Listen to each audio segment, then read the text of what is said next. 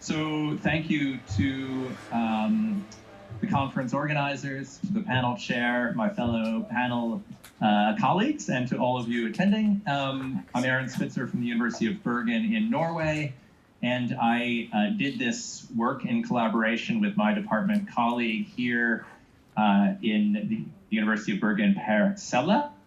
And the title of the presentation, as was already noted, is the same as our research question that we tackled, which is non-territorial autonomy wrong for Indigenous rights? And to tackle that research, we engaged in a sort of a case study. We examined what we've been calling the territorialization of Sami power in Norway.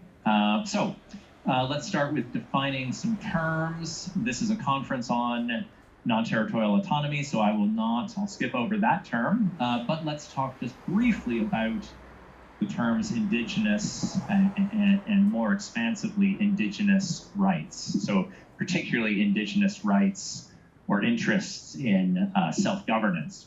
So lots of us, of course, have intuitions about who Indigenous people are.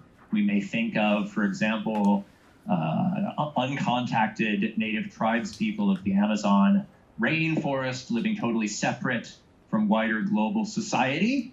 Or we may additionally or conversely think of, for example, Inuit people of the Arctic or native people elsewhere in the global north who are in many ways integrated into developed democratic states. So what is it that makes either of these types of people, whether Amazonians or Inuit, what makes them different from other groups demanding or calling for self-governance? So, for example, different from the Québécois of Canada, or Catalans, or Scots. So these are the kind of people we sometimes call stateless nations. So in our paper, Per and I, drawing on existing literature, we enumerated 5 distinctions that make Indigenous peoples, Indigenous self-government claimants, distinctive, different from stateless nation groups. So now this is not an exclusive list by any means, but we found these differences to be salient. So firstly, Indigenous people, unlike Québécois or Catalans, etc., are seldom a majority, even in the core of their homeland region. So they have been minoritized, okay? Second, the process by which Indigenous people were minoritized was usually not annexation or royal cession or something like that. It was typically a process of something like settler colonialism. So exogenous settlers, outside settlers, usually European settlers, move into a native territory and render the native population a sort of a subaltern minority. Third, Indigenous people are especially culturally vulnerable. So whereas Quebec culture or Scottish culture is quite relatively stable and secure, Indigenous languages and lifeways all over the globe, of course, in many cases are teetering on the brink of extinction, or indeed several Indigenous languages go extinct every year. So the fourth thing, Indigenous people typically do not aspire to Westphalian state sovereignty. They don't often want to break away and have an independent state. They're not seeking an independent Catalonia or sovereign Quebec. What they want is something quite different, often almost the opposite, not to join the global family of states, but instead to revitalize their pre-colonial values, languages, practices, religions, and so forth. And then fifth and finally, Indigenous lifeways were and often continue to be based on a distinctive way of using and relating to the land. So often these cultures are based in hunting and fishing, pastoralism, herding, trapping, etc., rather than the intensive agriculture or industrialism that characterizes modern states as well as stateless nations. So then the next thing that Per and I did was, in our paper, was we discussed a dispute that exists in the NTA literature. And it's a dispute regarding the appropriateness of NTA, non-territorial autonomy for indigenous people. And this is an oversimplification. Certainly there's a lot of nuance, of course, in the literature, but to sort of frame it as a stark dispute. So we noted that indigenous NTA has many supporters. For example, if ever there was a group for which non-territorial solutions for self-determination are to be found, it is Aboriginal people. Quote, I believe NTA offers a better, more universally applicable and less conflict-prone solution for indigenous peoples worldwide. And NTA is well suited to minorities that demand significant autonomy for a variety of reasons, but for a variety of reasons cannot have separate states. A prime example is indigenous people. So this support for indigenous, for non-territorial autonomy solutions to indigenous self-governance demands hinges in large part on some of the aforementioned distinctions that I mentioned. So, for example, indigenous peoples' non-majority status, their immersion in settler colonies, their cultural vulnerability, and their disinterest in Westphalian sovereignty. These are all factors that arguably might make indigenous peoples an ideal case for non-territorial autonomy. Many of these are sort of the circumstances that forms of NTA have been proposed or devised to address. But, of course, in the NTA literature, we also noted critics of this view, critics of indigenous non-territorial autonomy. Quote, national cultural autonomy has little to say on the nexus between land claims, national self-government, and collective identity that underpins Aboriginal nationalism. There was Will Kimlicka's writing, who argues that in at least some cases, indigenous NTA is being promoted not to fulfill, but rather to sidestep indigenous territorial objectives. And Patton stating, quote, control over land and resources is fundamental to indigenous peoples' capacity to survive as autonomous nations within former colonial states. So these critiques, of course, relate to that the fifth thing that we identified as being distinctive about indigenous peoples' self-government demands. That was this one, the fact that indigenous peoples are often highly dependent or rooted in highly land-dependent lifeways and cosmologies, so related to hunting, fishing, pastoralism, those sorts of uses of the land. So our research objective was to see, in effect, who is right, this group or this group. It's a bit reductivist, I know, but okay. So is non-territorial autonomy wrong for indigenous rights? Is it ill-suited or well-suited? To test this research question, we conducted a case study on or about the Sami people here in Norway. So the Sami are presently the only internationally recognized indigenous people of Western Europe, having lived as hunters, trappers, reindeer herders since ancient times in northern Fennoscandia, particularly in Norway. Norway is where the majority of Sami presently live. So Sami have for nearly a millennia experienced contact and often domination by larger and more powerful southern cultures, but truly intensive colonization of Sami could be said to have begun around 1850. Colonization and integration or assimilation at the hands of the Norwegian state, leading Sami to become just a tiny minority, even in their homeland territories. So on that image, the yellow slivers of those pie charts represent the Sami proportion of the population in various jurisdictions of Fennoscandia. So in no place now of these regions are Sami more than a third of the population. and usually much less than that. So this period of colonization or of integration, assimilation lasted until you could say roughly the 1970s, when it was suddenly interrupted by a critical political juncture, which was actually mentioned by our last presenter. That was the Alta uprising. So the Norwegian state at this period had planned to build a dam on the Alta River, which is a major salmon river in the heart of Sami country. And this dam project would have inundated and displaced reindeer pasture land, as well as flooding the traditional village, Sami village of Masi. So this damming project led to the largest civil unrest in modern Norwegian history.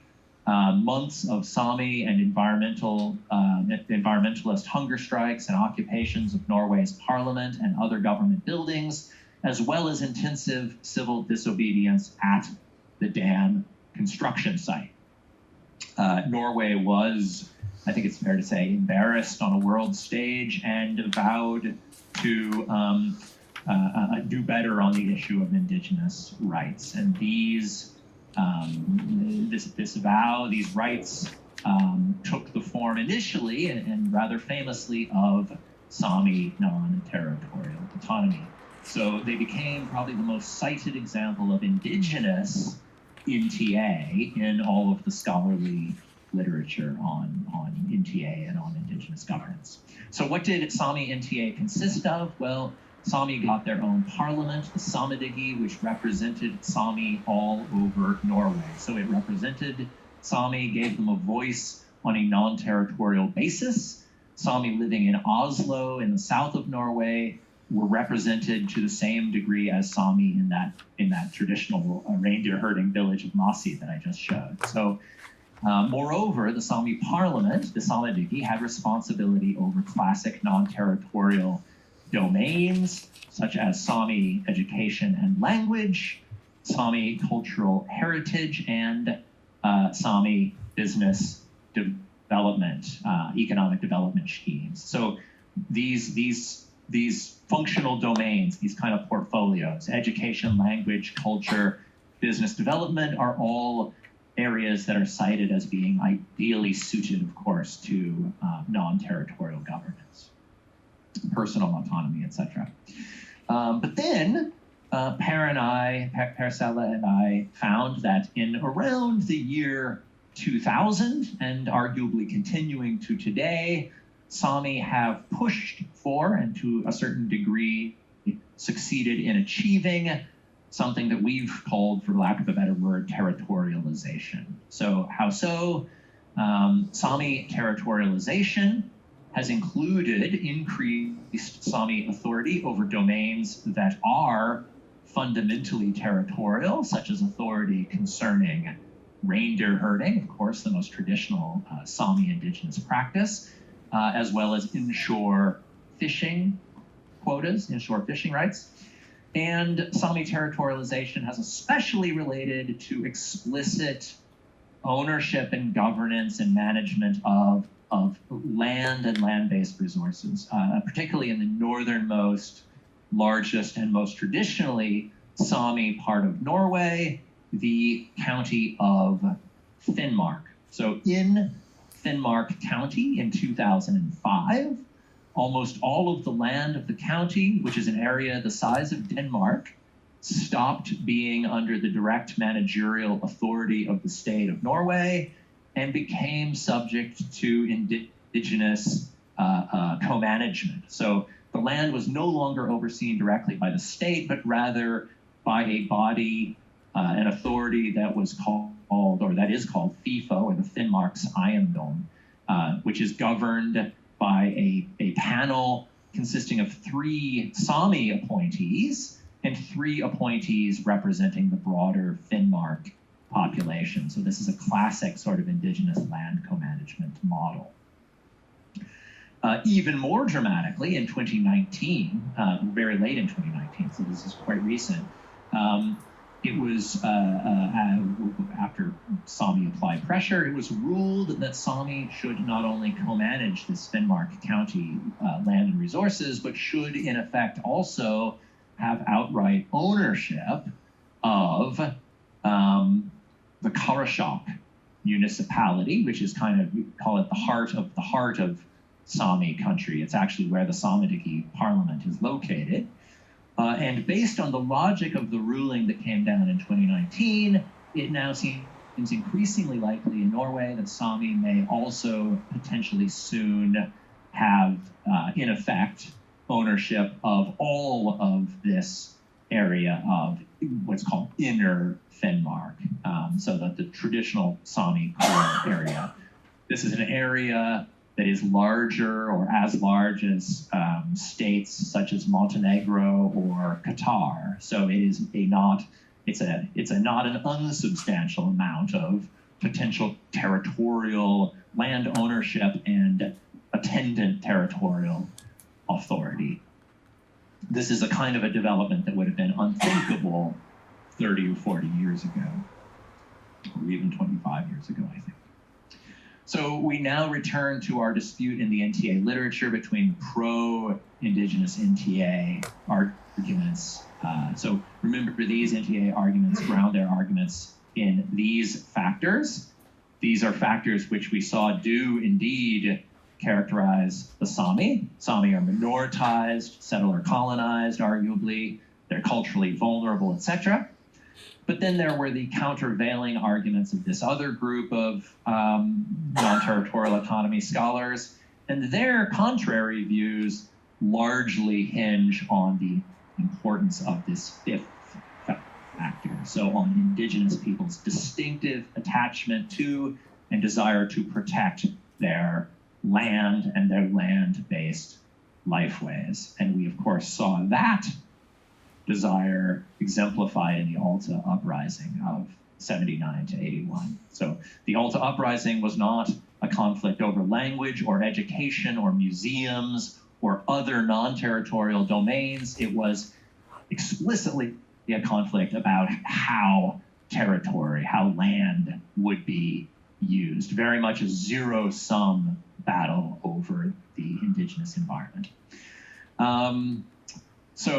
Of course, based on this sort of look at Sami development over the past 20 years, in the article, Per and I kind of side with this group of scholars, though at the end of our article, we then go on to identify a series of barriers or challenges, including Norwegian ethnopolitics and the Norwegian constitutional form, that we posit will probably limit or slow further Sami territorialization going forward. And these barriers include a general movement of Sami a population movement out of their homeland region and into larger urban areas. And I think that observation is going to segue quite well into our next presentation. I will leave it there. Is non-territorial autonomy wrong for Indigenous rights? Well, it's not wrong, of course, but at least in the case of Norway, it has arguably not proved to be entirely sufficient. So that brings me to the end. Thank you.